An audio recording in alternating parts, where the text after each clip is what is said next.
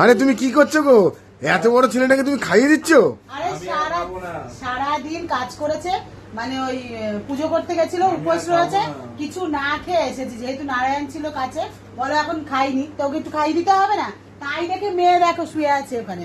আমি এখন খাবো না। ওকেও খাইয়ে দিতে হবে। খাবে না, তাও ওকে জোর করে খাওয়াতে। তা খাও না আমার একটা ভাই। হ্যাঁ খাবো না বললেই হবে। চুপ করে খাই দেখ, তোর জন্য পরোটা আর বোঁদে নিয়ে এসেছি, খা ধর। দেখেছো বন্ধুরা? তাহলে যতই বড় হোক, ও এখনো ছোট। কি খাওয়াচ্ছে তা? পরোটা, আলু ভাজা আর বোঁদে। তাহলে এর থেকে ভালো খাবার কিছু আছে?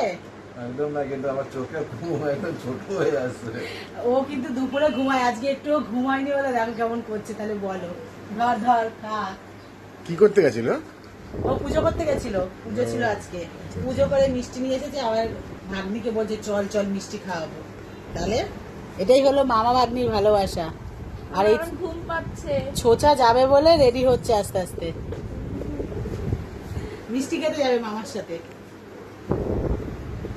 ও দেখেছো? তাহলে